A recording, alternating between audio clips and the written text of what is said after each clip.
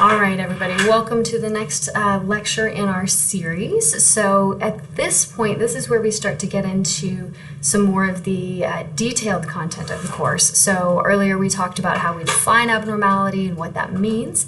Today we're going to talk about the fact that people have been abnormal for as long as there have been people. And it's something that we have tried to understand in lots of different ways. And so we're going to talk about some of those different ways and how things have changed over time. So I will start by saying that I hope this lecture finds you guys excited for the semester and for hopefully learning some new information. This is also one of the first lectures that, full lectures that I have recorded. So if there are issues or if anything happens in the middle of it, please let me know and I'll try to fix it or rectify it in some way. So, all right, let's go ahead and get started. As I mentioned before, abnormality has been around for a very long time, right? People have always had unusual experiences. We've always had individuals within our community who have had more unusual experiences than others, and we have tried to figure out why these things happen. And so here's just a timeline to orient us a little bit to some of the different ways that we have tried to understand these problems. And you'll see that it's changed, and it's changed a lot over time. And I expect that it will continue to change as we continue to learn more. So we can start all the way back at 400 BC, which is when a lot of the philosophers had some thoughts on this issue. And surprisingly, they actually landed on a biological model. So this was quite advanced for the time, and they basically thought that problems with the brain or things like head trauma could lead to some of these unusual symptoms that we are seeing. And again, this was rather advanced for the time. One of the predominating theories in this really early period, sort of put forth by Hippocrates and Galen, was this idea called the humoral theory, which is the idea that brain function is related to bodily fluids. And so they identified 4 primary fluids and linked them to specific behaviors. So blood was linked to the heart and thought it was related to having a very changeable, or what we would call a labile temperament, meaning that somebody changes sort of their moods back and forth relatively quickly. Black bile came from the spleen and was thought to be related to depression. Phlegm, they thought, was associated with the brain and led to apathy. And then we had yellow bile, which was associated with the liver and was linked to anger and anxiety. So basically they thought if you had an imbalance of these different humors, then whichever one was dominant would be the types of symptoms that you would show. So again, some really interesting ideas with how we might relate the body to what's happening with the brain and with our behaviors. And then there was kind of a dark period where we don't know too much about how people thought about this, records were lost, etc. But between 13 and 1800, we started to see the emergence of something called the supernatural theory, which is the idea that unusual behaviors and mental illness came from spirits. Or things like possession, and basically there was this supernatural flair to it. So it's not something that we could really understand. And those theories dominated for a very long time, and we're going to spend some time talking about this on the next slide. But the unfortunate aspect of this is that people with mental illnesses were often perceived as evil or as weak, and they were then treated very, very poorly as a result. Thankfully, towards the early 1800s, we started to see a shift again back to biological models. So here we sort of have us coming back full circle. And this was really because of syphilis, so which is kind of unusual. But the link here is that individuals with syphilis can show symptoms that are very similar to psychosis. So they can show things like disorientation and apathy, delusions, and we learned that syphilis is caused by bacteria, right? It's a bacterial infection. And so people started to think, well, if a bacterial infection can cause these symptoms of mental illness, then maybe all mental illnesses actually have a biological cause, and we just haven't discovered it yet. So this at the time became a very viable idea and was pursued until the late 1800s and then the early 1900s, when we saw the emergence of what we call a psychoanalytic or a psychodynamic model. So psychoanalytic and psychodynamic are actually the same thing. I use those terms interchangeably, but know that we're the exact same model here. And these are things that you guys have all probably heard about, right? So we're going to talk about Freud, we're going to talk about Jung, we're going to spend a lot of time on this model. We're going to talk about things like id, ego, superego, defense mechanisms, all of those things.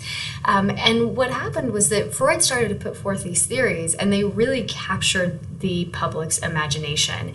And they were interesting, they were scandalous, they were, in some ways, they made a lot of sense.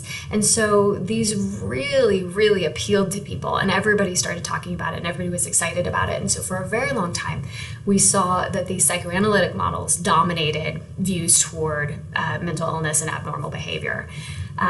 There is a sort of counterpoint to the psychodynamic model that we're going to talk about, and that is the behavioral model. These were developed really in response to the psychodynamic model, and we're going to talk about how they sort of counter it. But these were put forth by Watson and Skinner, and names that you guys would probably recognize from Intro to Psych, and we're going to talk about how they used their basic principles of behavior and applied them to abnormal behavior or mental illness. And then there were also, in the late 1900s, we saw the development of lots of cognitive models, which were, again, a response to the behavioral models. So a lot of times what we see is that a model will be put forth, somebody takes issue with that model and says, but you really didn't think about this aspect or that aspect, and so they develop a model of their own that addresses those weaknesses. And so all of these things were kind of happening in tandem across the 1900s, but you'll notice that there are some stars here on our little timeline, and that is because these are points where biological models again sort of had little blips and got some attention. The first one is in 1913 when Kraepelin started to classify mental disorders, and this was the first attempt at classifying and labeling them. And he did it based on biological views, right? So this was our first attempt to categorize mental illnesses, and he used biology as his foundation. And so that was an important marker for a biological approach. In 1930, which is our second little star here, we started to see people using something called insulin shock therapy for depression. And what they would do is basically induce a seizure, and then they found that that could reduce or alleviate symptoms of depression. And again, this was a biological approach, so it suggests that there could be a biological treatment for depression, which then also suggests that there might be a biological cause for depression. Okay, so that was another big marker for the biological model. And then in the 1950s, we started to see the first successful pharmacological treatments for psychosis or schizophrenia. So as we go through this course, you will learn that psychosis is just a general term for loss of contact with reality. Psychosis can be seen in multiple disorders, but the primary disorder where we see it is schizophrenia.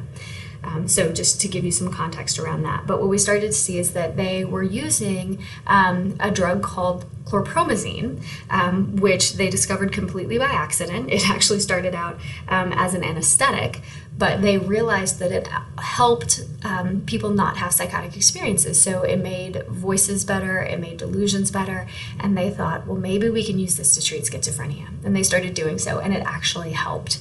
And so again, if we have a biological treatment, that suggests that there might, or a biological treatment that works, there's the important part, if it works, that suggests that there might also be a biological cause, right? So these were important little blips for the biological model that helped support its return to where we are now. So starting in the late 1900s and moving on, so up to current day, we now adopt what we call an integrative model, which incorporates elements of behavior, elements of cognition, and a lot of biology. Especially now, there's a really heavy emphasis in terms of research on biological mechanisms of abnormal behavior and mental illness, and funding agencies like the National Institute of Mental Health are really doubling down on that. So we're seeing lots and lots of advances in those areas, some that have been far less impressive than were originally hoped, others that have been quite informative. So we will talk about those things as we go throughout the course. Okay, but for today, we're going to go back and sort of start at the beginning. We're going to talk about the supernatural model just for a slide, and then we're going to spend the rest of our time on the psychoanalytic or psychodynamic model. So in terms of these supernatural models, again, they really viewed mental illnesses in a very negative way. And so I've indicated up here that mental illness was viewed as a stigma, which is something to be ashamed of. In terms of the overall characteristics of the model, they viewed people with mental illnesses as being bad or weak. They thought that these people had brought it upon themselves. Basically, they had done something to deserve this. Oftentimes, they thought people were possessed by evil spirits, or that they were somehow inferior to everyone else. And what this meant was that mental patients were often separated from society, right? So that way they couldn't influence anybody else and make them weak as well. And because these folks had somehow earned this through their own faults, treatment often took the form of discipline. So people were treated very, very badly. And the treatments themselves were often quite aversive. So they might whip people, or they might do things like cold shock treatment. So basically dunk someone in ice water.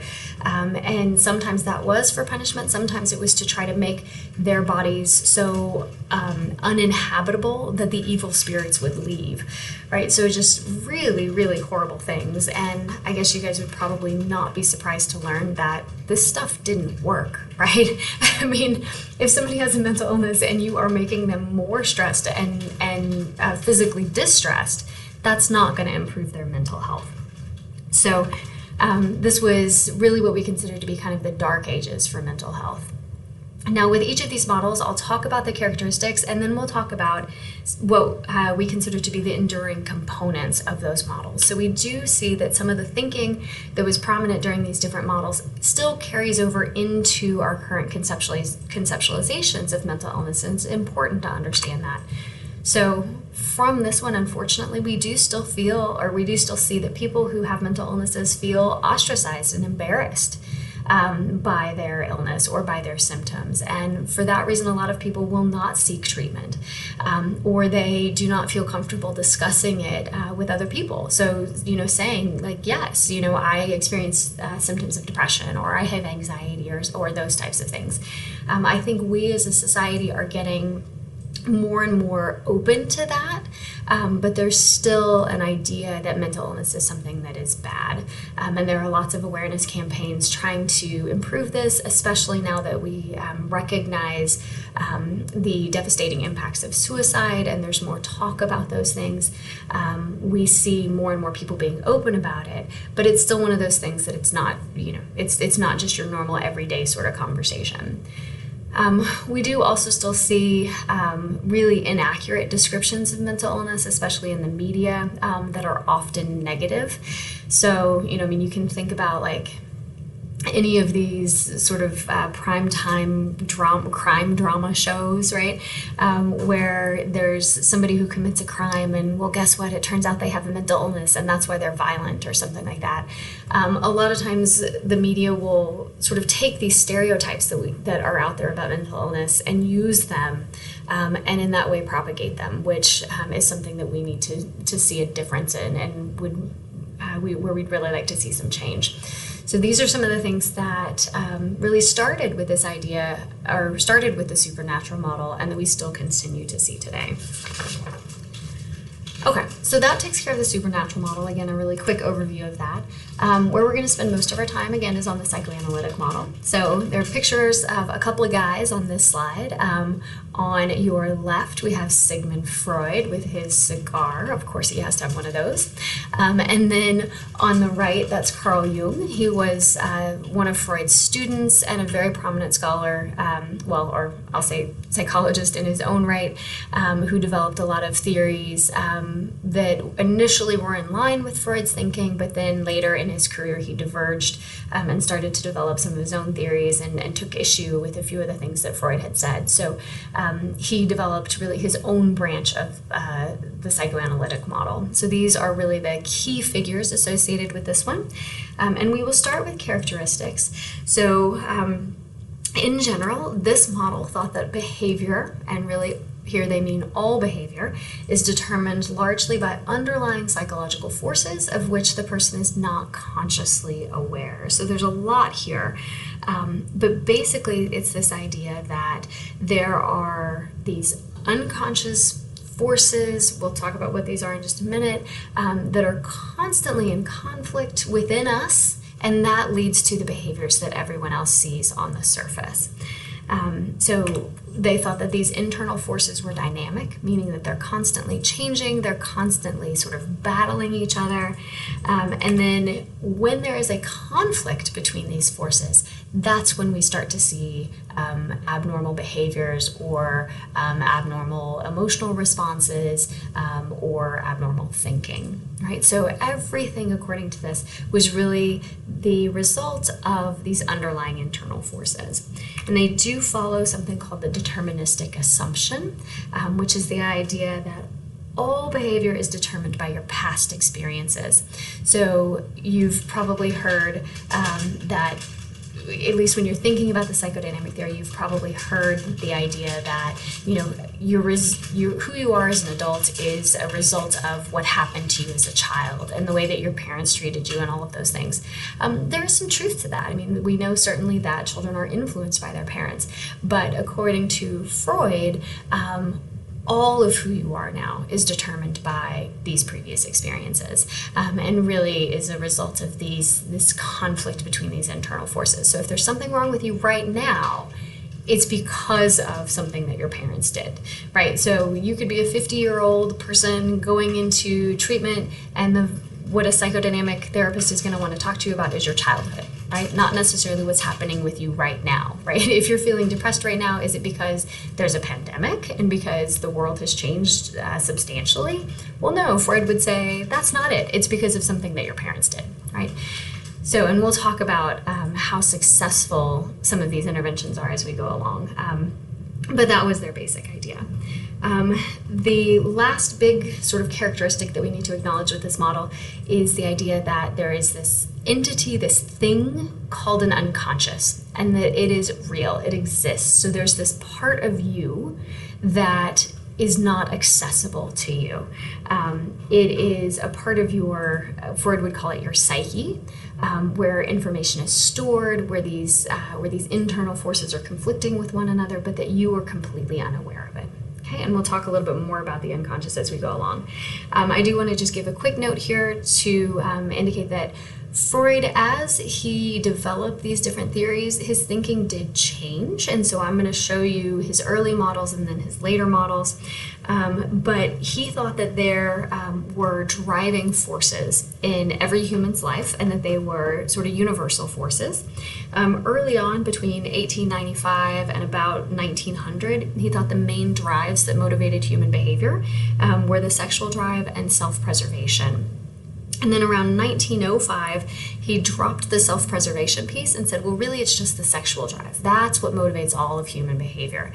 And it's the conflict between our sexual desires and actually sort of gratifying those sexual desires that creates conflict, or that creates the abnormal behaviors. And so that was his thinking for quite some time. But then there was a big thing that happened in 1914, and that was World War I. Right? And so at that point, he started to revise and rethink a little bit, and he thought, well, it can't just be sexual behavior or sexual desire that drives us, because now we have all of this aggression happening in the world, right? There are countries at war, people are dying everywhere. So he then said, I think it's a sexual desire drive and an aggressive drive. So he said there were really two main things, so both these sexual and aggressive drives. So he sort of shifted. He always had the sexual drive in there, which is where we get a lot of good jokes about Freud and the psychodynamic model and all of that. But just know that he did sort of change his theories as we go along. So we're going to take a look at how some of that changes. So in his early model of the psyche, which he adopted between 1900 and 1915, he said it looked like this. He said there is a conscious And that is the things, or those are the things that you are aware of. Like, so right now you might be sitting in your pajamas in your bedroom, listening to this lecture, watching it on your laptop, and you're aware of the fact that I'm speaking. You might be aware of the fact that your stomach is grumbling and you're hungry. You might be aware of the fact that it's like hot or cold in your room or whatever. And so those are all the things that you're thinking about right now. And then he said there's also something called the pre-conscious. And so these are things that you can become aware of with little effort. So it's not what you're thinking about right now, but it's what you can remember if you try, or what you can start thinking about if you decide that you want to. So if I asked you guys what you had for dinner last night, most of you can probably remember. You weren't thinking about it before I asked you, but you can bring that information from your pre-conscious into your consciousness. And then he said there was the unconscious. Okay, and he said this is the area that you are unaware of, but it does have an impact on your behavior, and you are unaware of that impact.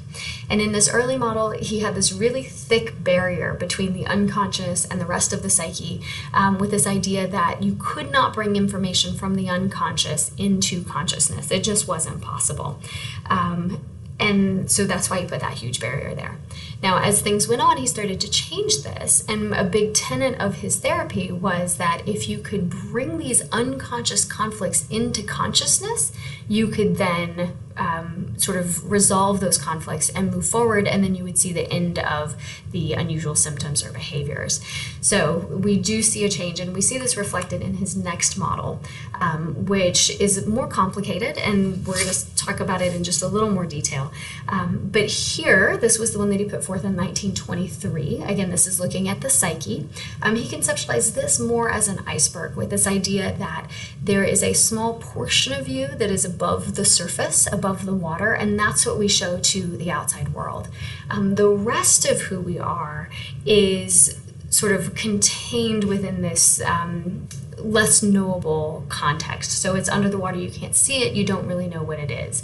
And he still kept the pre-conscious, so this is information that you can bring into consciousness when you need to. And then you also have the unconscious. Okay, so these are things that are difficult to retrieve. Remember, before he thought you could not retrieve them at all, but now he says you can retrieve them with some guidance and support. And then he also said that there are three main parts to the psyche. And these are, again, are terms that you've probably heard. We have the id, the ego, and the superego. So the id is your instinctual needs, drives, and impulses, right? So this is the basic human aspect, sort of as base as you can get. The id translates into it, right? And the idea was that it works on something called the pleasure principle. And this is the idea that the id's sole purpose is to get gratification of those basic human drives. So remember, in 23, Freud was saying that the basic human drives are sex and aggression. So the id is constantly wanting to get it on with somebody and beat somebody up, right? That's kind of the idea. It's like it is out there to meet those desires and to be able to act on them. And that's what this idea of the pleasure principle is, right? It's the pursuit of gratification for these basic desires. He thought that the id also worked on something called primary process thinking, which is the idea that it's very loosely associated. So the ideas don't stick together very well. It doesn't make a lot of sense. He thought it had this sort of distorted cognitive representation of the world. So essentially those things that you see in your dreams, the way that dreams can be disjointed and how they don't make sense, he thought that was your id expressing itself, right? So your dreams are your id's sort of desires given shape and form. Okay, so that was your first part. That's your id. Those are your basic instinctual drives. Then you had something called the ego, which translates into I.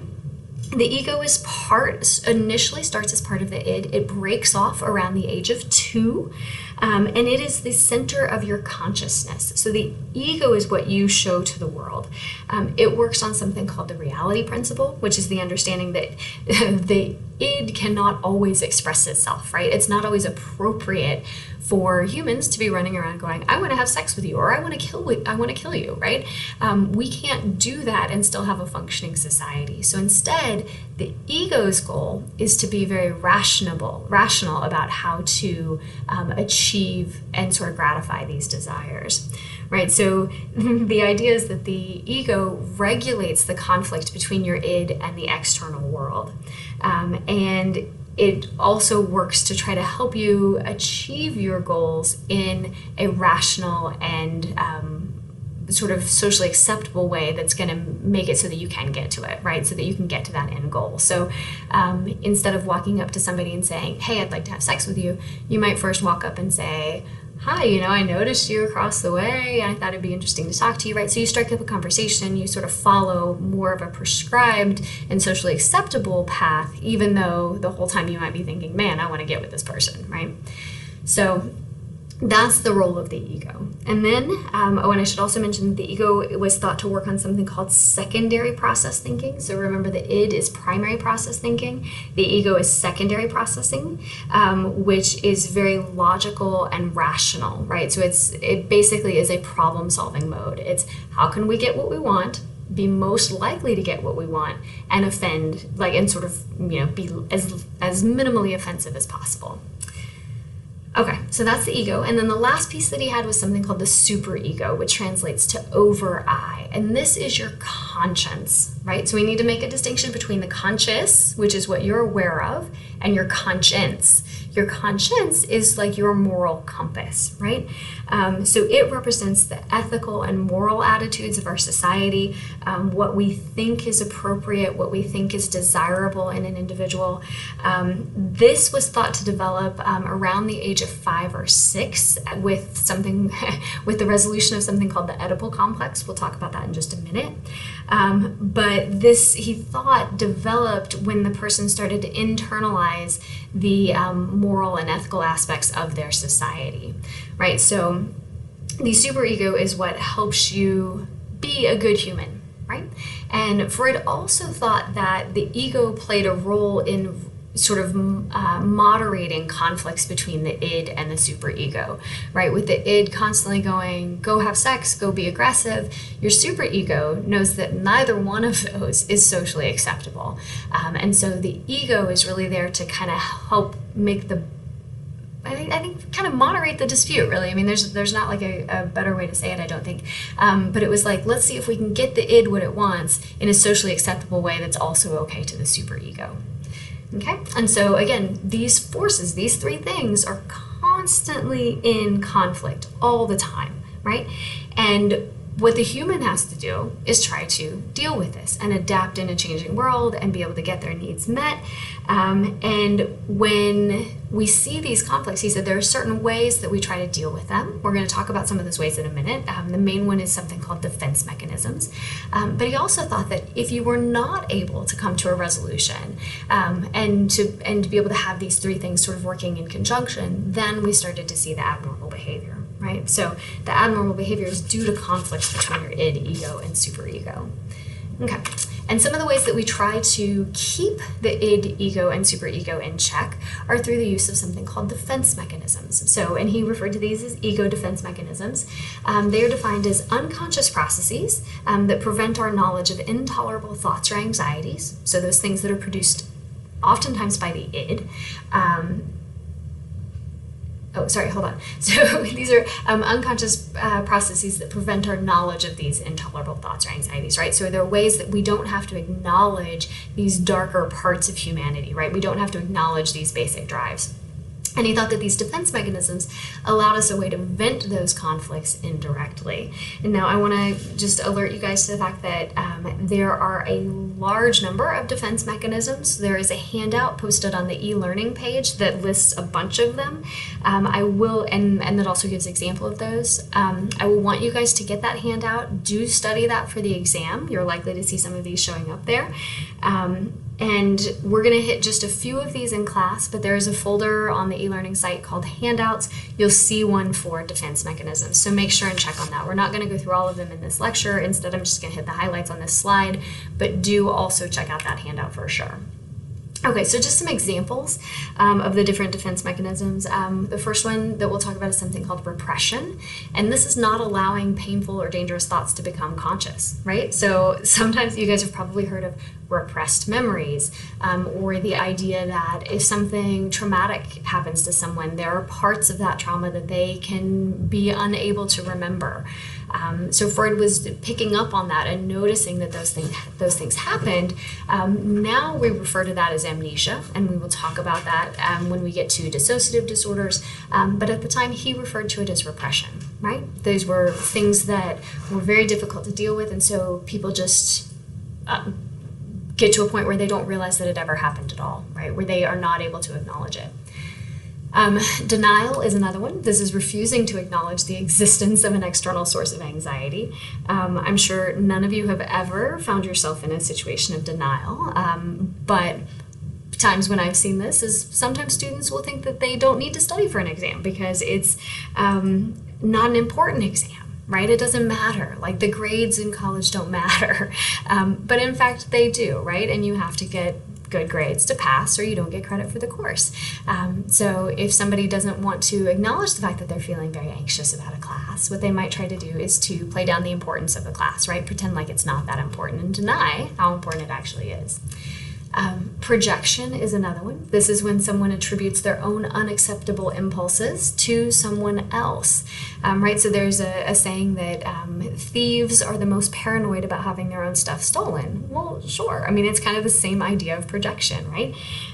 If you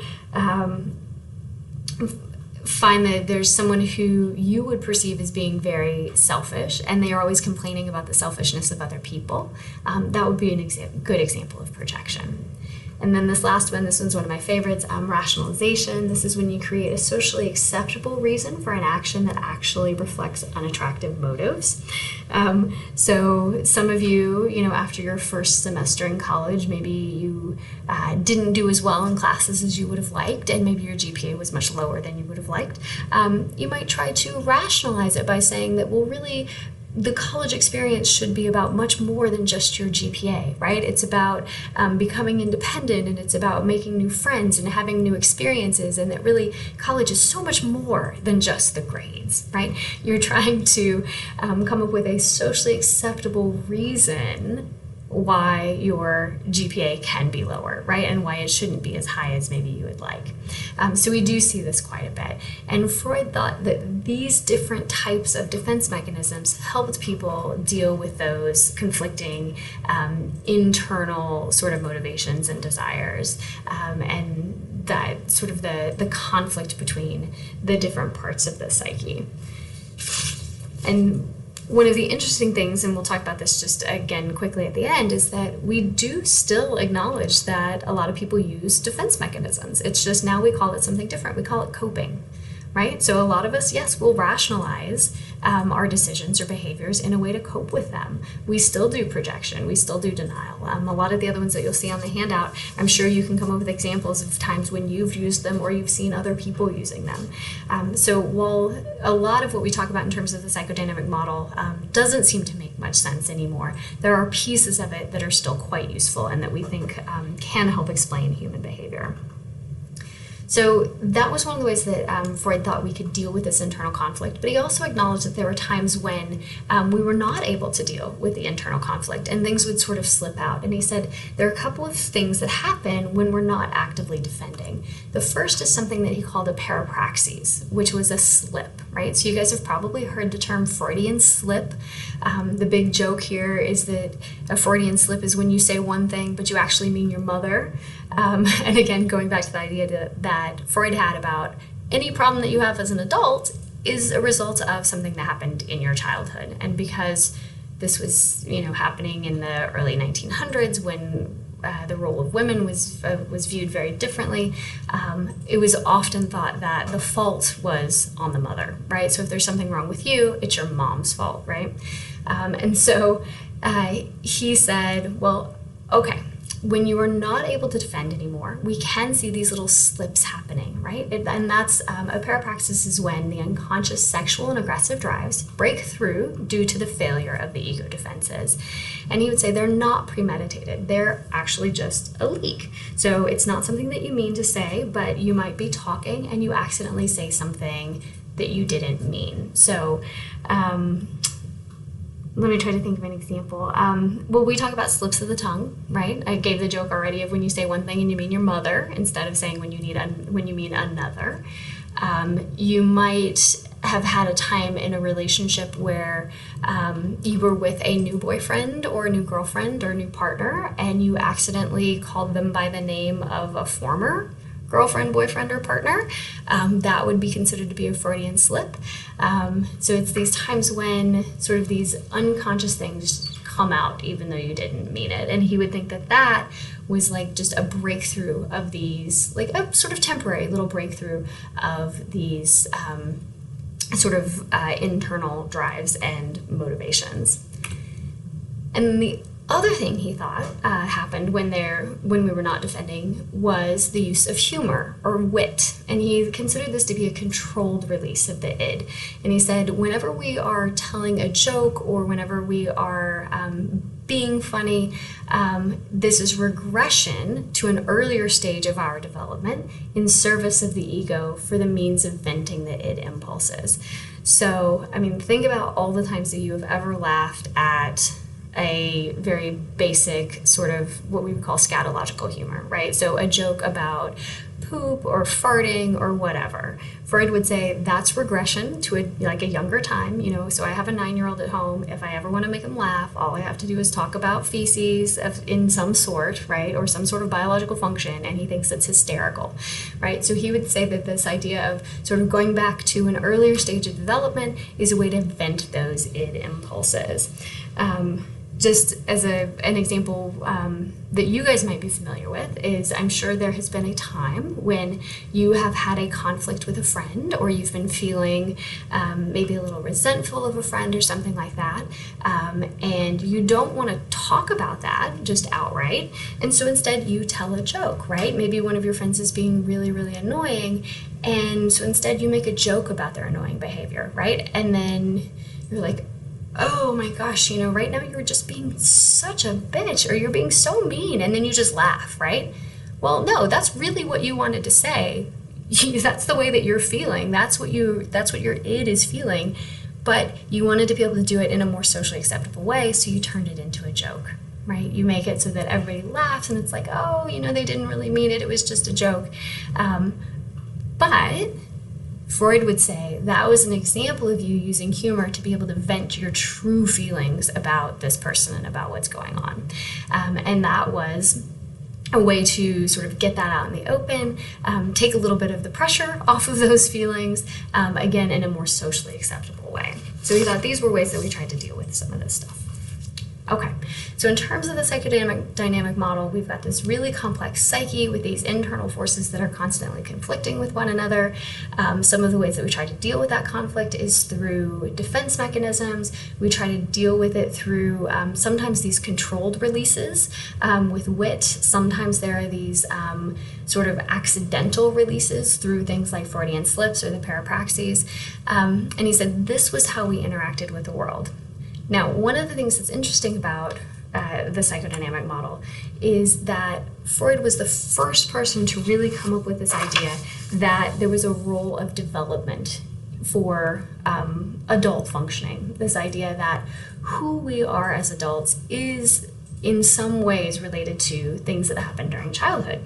Now, we're going to talk about Freud's developmental stages. He had a very specific sort of process that he developed and sort of put forth, and some of it, I'll just warn you now, makes very, very little sense, and it's actually laughable now that we look at it.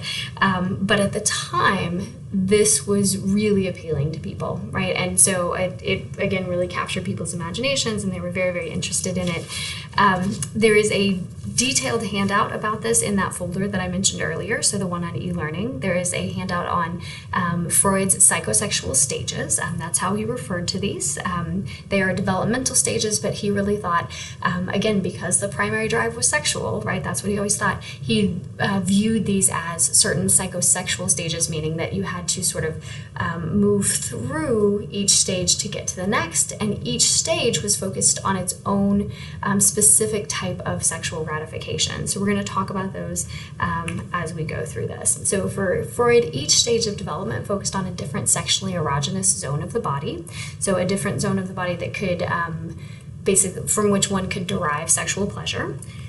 He thought that in each of these stages, it was possible to either get stuck, which he would refer to as fixation, so somebody could get stuck in that stage and be unable to move forward, or that you could move forward and then at various times regress back to an earlier stage. This is what he referred to as regression. So you would go back to an earlier stage, and then you could sort of bounce around between stages pending the situation. Okay, so let's talk about what these stages are.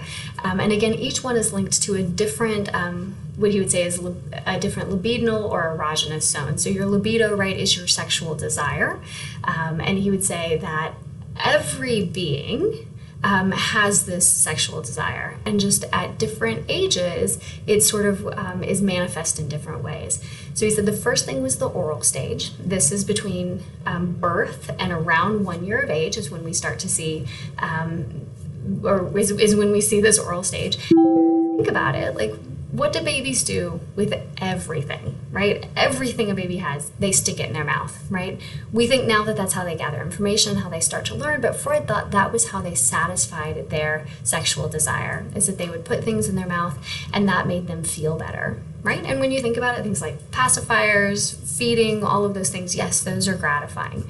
So you would say this was the first stage for somebody. He thought pleasure centered on the mouth at this point, and the concern at this age was on dependency and reliability of caregivers.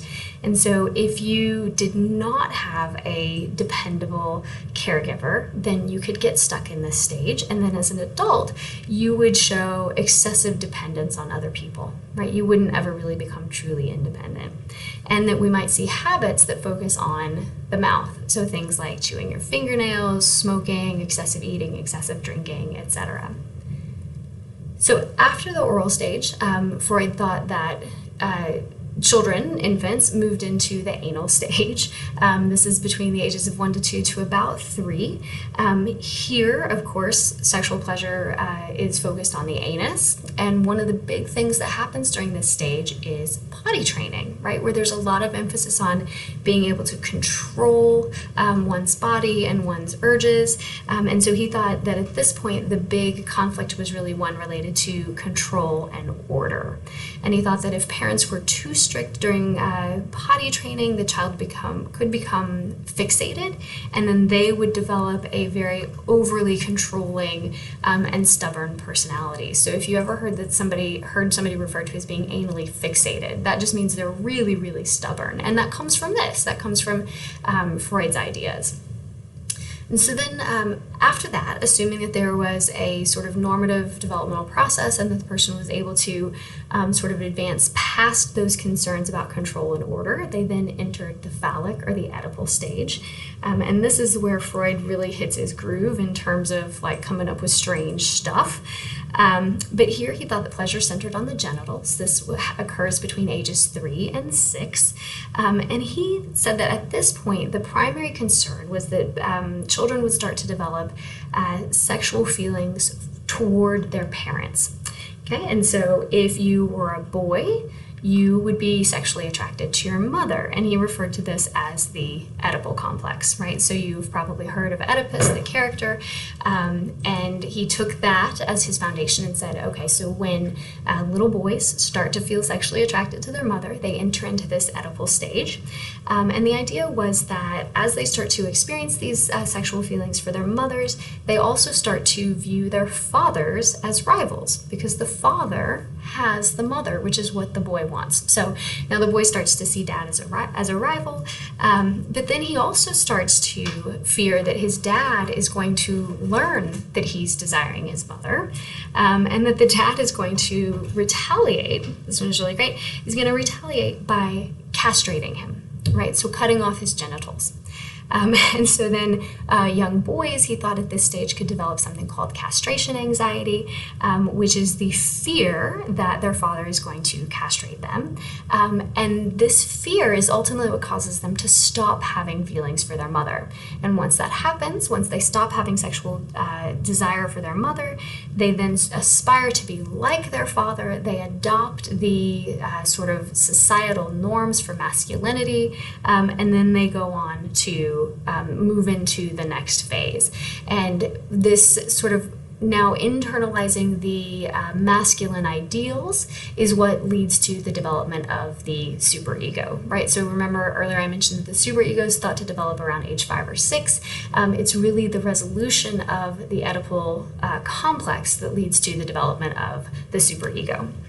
Now, for women, okay, and this is the part that just scrambles my brain, but we're going to learn about it.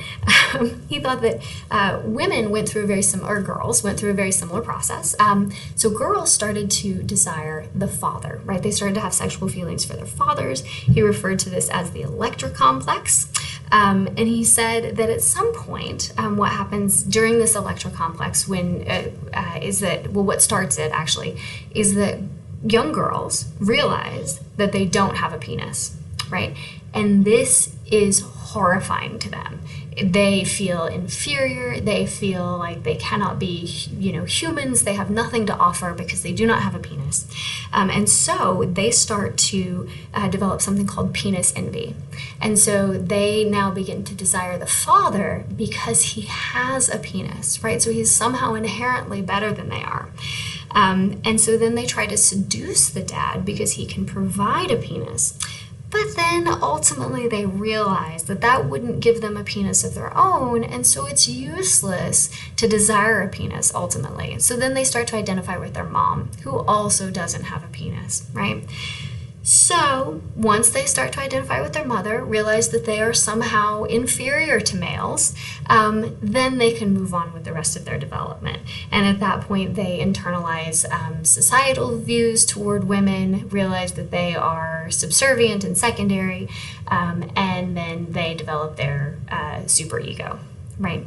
Okay, so now normally in a live lecture, students are like falling out of their chairs laughing, and yeah, I totally get it. This is a load of folderol, we'll say, which is a fancy word for bullshit. Freud, there's a lot of, I will give him credit where credit is due. I will say there was a lot of things that he thought about that were really important. The fact that he even thought about development and thought that early childhood was important for mental health was a big advance at the time. The idea of the unconscious was revolutionary. The defense mechanisms, all of that stuff is really good, but this is where I think he officially went off his rocker, right? Now, Freud, we will remember, did do a lot of drugs, okay, so that might have something to do with it. He also became very popular, and a lot of that probably went to his head, so there are lots of different things playing into this, so I will not harp on that. But I will say this is one piece of the psychodynamic model that we do not put any stock in anymore. We say absolutely this is not the case. So just keep that in mind as we go on. But I think it's important to know about it, right? Because a lot of these terms that we talk about are still used, right? You guys still know what an Oedipal complex is. You've heard of people being anally fixated. You've probably heard of penis envy. These are all things that you know, and this is where that comes from, right? That's where those terms originated. Okay, so after the Oedipal stage, he then thought children entered into something called the latency stage. This was between 6 and 12. This is where sexual desire diminishes a little bit, and attention returns to the development of talents and skills and abilities. Children he thought at this point, because they were not sexually motivated, really worked to develop relationships with same-sex peers. So this is where you start to see boys have cooties, so I only play with girls, and vice versa, that sort of stuff. But this is where they developed a lot of those same-sex relationships that helped them sort of learn how to interact in more mature and adult ways. And then puberty happens, right? And he referred to this as the genital stage. So the concerns here are with maturation and adult sexual interest. He thought at this point sexual desire reemerges, which makes a lot of sense because yes, kids going through puberty and then after that do show a lot of interest in sexual activity. And he thought that If the phallic stage was successfully navigated, so if girls were able to resolve the Electra complex and boys were able to resolve the Oedipus complex, their interest turned to heterosexual relationships.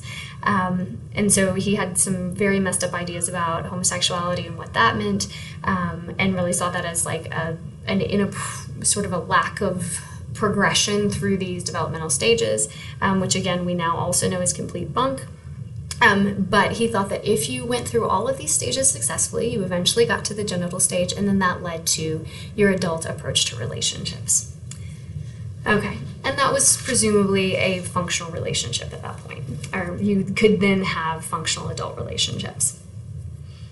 Okay, so remember, I want you to take a look at this. We're going to talk a little bit more about the psychodynamic theory, but there is a handout on the developmental stages that I want you guys to take a look at. And just as a big summary, I'll say that in terms of how the psychodynamic model views abnormal behavior, it thought that the etiology, the causes of abnormal behavior, comes from these unconscious conflicts.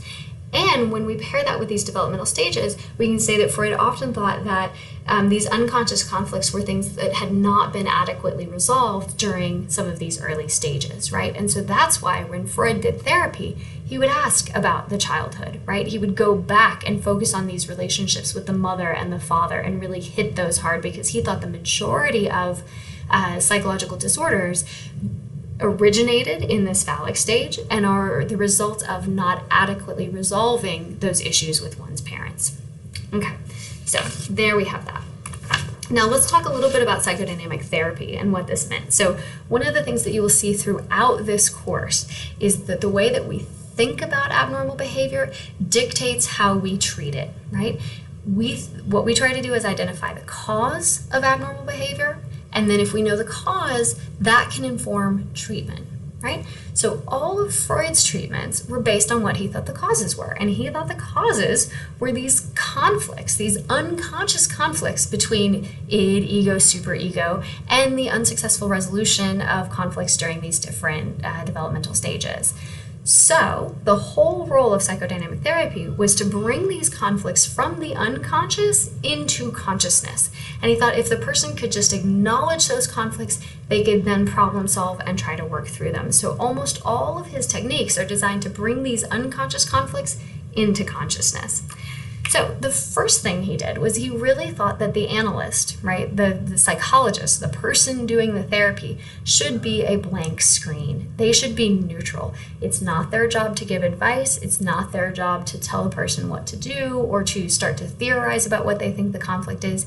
It's really just to be there, to be a reflection of what the client wants to show, right? So you're a screen. The person is going to project their issues onto you, and then you allow them to see those back, okay? So there were a number of different techniques that they would use in addition to this idea of thinking of the analyst as a blank screen. They would use something called free association. So this is something that you guys have probably heard about before, but this is when you're just asked to describe any thought, feeling, image that comes to your mind, even if it seems unimportant. So Freud might say, I'm just gonna say a word to you, and then you just start to tell me what you think about when I say this word. So I might say something like mouth, and then you just start telling me all the different things, and I'm just taking notes the whole time, right, while you're talking about this stuff.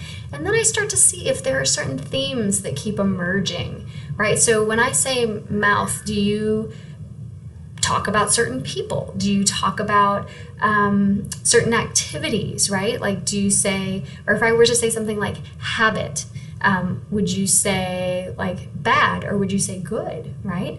Somebody who says bad habit is probably thinking about something that they're not proud of. If you default to a good habit, then you're probably not feeling as conflicted about things, right? So their job was to try to just get information out there and then to try to isolate what was important.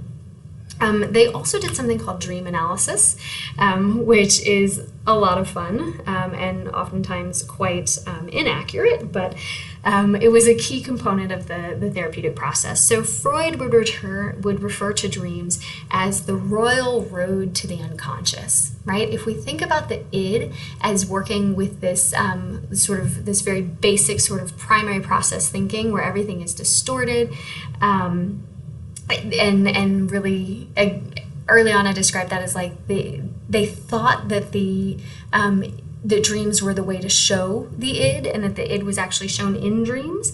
So Freud thought you could interpret your dreams to get a clue as to what these unconscious conflicts were. And he said in dreams there are two different things that we see. We see something called the manifest content, and this is the consciously remembered content of your dream. Okay, so that's the manifest content. This is the ego version of your dream, right? It's been sort of whitewashed and cleaned up, and it's what you can actually recall. And then he said there's the latent content of your dream, and this is what the id is sending forth. And he thought this was the symbolic meaning behind your dream's content. So he thought this latent content were your repressed id impulses from your childhood, and that was the main contributor. And so anything that you dreamed about had some sort of symbolic meaning. So you might have heard about things like dream dictionaries that try to translate things. So if you're dreaming about a dog, what that symbolizes is actually loyalty and an important relationship. And so if you have a dream about a dog biting you, what you're actually concerned about is someone you trust betraying you, right? And maybe you're currently having feelings that that person is betraying you, but they're so distressing to you that you have not actually acknowledged those feelings yet, right? You've been denying them, but through your dreams, you are now realizing it. So Freud's job would be able to say, okay, let's look at what your dreams are about, and then that's going to tell us what you're actually concerned about. And he thought that if you could get to the stage where you say, yes, I am concerned about my husband cheating on me, right, and being disloyal, then once you acknowledge that, he thought all of those symptoms would be alleviated, right, and you would stop feeling anxious and you would be able to function better. And so he referred to this work of translating the manifest into the latent content, or rather translating the manifest to find out what that latent content is and uncover the conflict. He referred to that as dream work, right? So I mean, it's not a really complicated idea or term, but dream work was translating those different things and trying to understand the meaning of your dreams, right? And he thought that when you identified the conflict, then your symptoms would go away. So Freud also paid a lot of his attention to resistance. So when an individual became unable to freely associate, or when they started to change topics to avoid uncomfortable topics, he thought that was really important. So anytime somebody would go off on a tangent, he would think that that was them showing resistance to talking about whatever the primary content was. And so he'd slowly try to steer that person back to the primary content, and with this idea that if they don't want to talk about it, it must be especially important, right? That's where the underlying conflict actually is.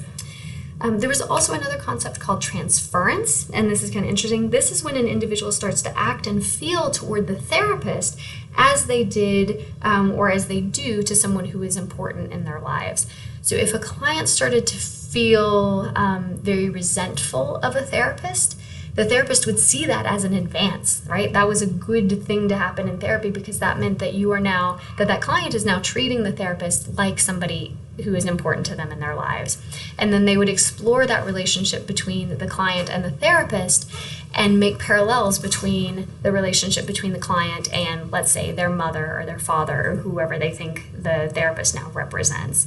And the idea was that if you could then identify a conflict between the client and the therapist, that was actually just a reflection of the real underlying conflict between the client and someone important in their lives, right? And so that could help you identify the conflict, and then you could deal with it.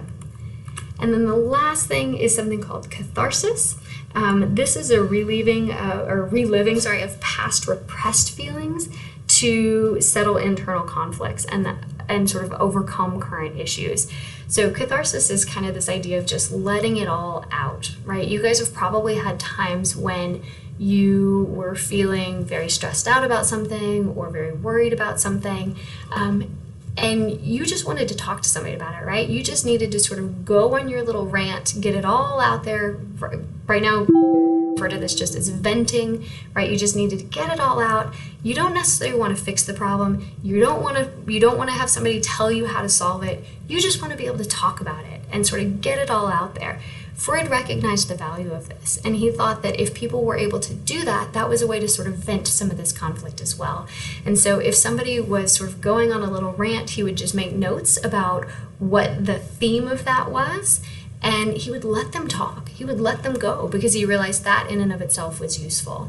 And so all of this, you'll notice, is what we would now refer to as talk therapy, right? He's not giving any medications. He's not attaching anybody to any devices and trying to change anything about their physiology. People are just talking. But what he realized is that this made a difference. This helped people feel better, and it did help relieve those symptoms. And so he thought the reason for that was because it's giving them a way to sort of bring these unconscious conflicts into consciousness, right? And that simple act alone could provide a great deal of relief. Okay, so let's just talk, before we end today, we've just got one more slide. Let's talk quickly about the overall sort of viewpoint towards the psychodynamic model. I've already hinted at this. There are some things that we think are worthwhile. There are some things now that we think are completely out of the ballpark. But let's first talk about the groundbreaking contributions, right? Because there were some things from the psychodynamic model that were quite revolutionary for their time. The first is that this was really the first theory to think that normal and abnormal behavior could come from the same processes, right? So before it was always abnormal stuff is something that we can't understand. It's something that is sort of outside of the human experience. It's spirits, it's possession, it's whatever. Here, Freud said, no, it's the same thing. It's just that somewhere along the line, there was a conflict. And so the person got stuck or they got put on a different trajectory. And it's really the same process that's happening, and we can understand it if we view it within that lens.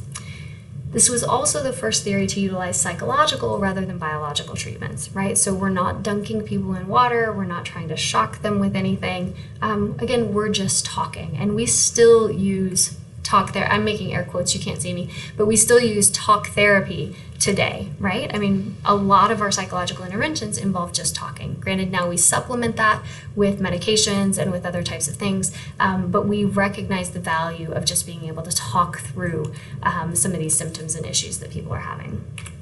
Okay, so enduring components, things that we still utilize today. As I mentioned, the defense mechanisms. We still see this in everyday life. We just call them something different now. We call them coping mechanisms. And we acknowledge that those are still quite useful for understanding people's behavior. The developmental view is something that we still adhere to, right? We recognize that, yes, childhood events shape our adult personalities. We don't think that all of our adult problems are because of childhood conflicts, but we do acknowledge that yes, something like a difficult childhood or a difficult relationship with one's parents can impact your adult functioning. We absolutely acknowledge that. We also do acknowledge that memories can be repressed, right? Sometimes people can have experiences that are so aversive that it is currently more adaptive for them to not acknowledge those experiences than it is to acknowledge that they happened. So we absolutely still see that. And then the last thing is something called the therapeutic alliance. So this is kind of a fancy term, but basically it just means this understanding that the client and the therapist are working together toward a common goal, right? Both the client and the therapist want the client to get better. And what we know through really well-controlled empirical studies is that the stronger that therapeutic alliance is, the more someone actually likes their therapist, the better the outcome of their therapy is going to be. Right, and this makes perfect sense. I mean, if you don't like your therapist, why would you even try the things they're suggesting, right? If you don't trust your therapist, if you don't think they have your well-being as their number one goal, then why would you continue going to see that person? And we see that that happens if people don't like their therapist, if they don't trust them or don't think that they're actually working on their behalf, they're not going to try the things that they recommend, they're not going to continue going to treatment. So we recognize that it's important to have a really strong therapeutic alliance in order for therapy to be successful. Now, weak points of the psychodynamic model, there are many. One that we have not yet discussed is that many of its concepts are really difficult to define and research, right? So how do we do research on the unconscious, right? Given the idea that people don't even know that it's there. How do we have this fancy word called operationalize, which means how do we define, how do we measure something? We can't measure the unconscious. We can't measure things like penis envy, right? I mean, these are just really difficult concepts to understand. And for those reasons, a lot of research trying to investigate concepts relevant to the psychodynamic theory is not high quality research, or it's not even feasible research. And so we can't test a lot of the theories that Freud put forth. And because of that, we see that as being as being a significant weak point. So we can't test whether or not his theories about the psychosexual stages are valid or not. Next lecture, we're going to talk about behaviorism, where we can have really clearly defined hypotheses that can be tested and measured in highly scientific and empirical ways, and we can make conclusions based upon the data that we gather. For the psychodynamic model, if we can't collect data because we don't know how to define whatever it is we're trying to study, then we can't test a hypothesis. So that's actually been the main downfall of this theory, is that we can't test whether or not its ideas are likely to be valid or invalid. And then, and here we did discuss this, there's an extremely outdated view of women's psychological health. Again, this idea of the Electra complex and women being sort of secondary to males, and being highly neurotic, and all of these different things that Freud is sort of known for, is clearly not the reality of the situation. So all of that has been pretty much dismissed. But we do see some of these other things from this model sort of being seen as valid contributions and useful contributions in terms of our current conceptualization of abnormal behavior. So that is a lot. I know that's a lot to digest. Do make sure to look at the handouts that are in that folder on e-learning. And next lecture will be on the behavioral and cognitive models. So make sure to make sure to attend to those portions of your reading, and I will talk to you guys again soon. All right, thanks.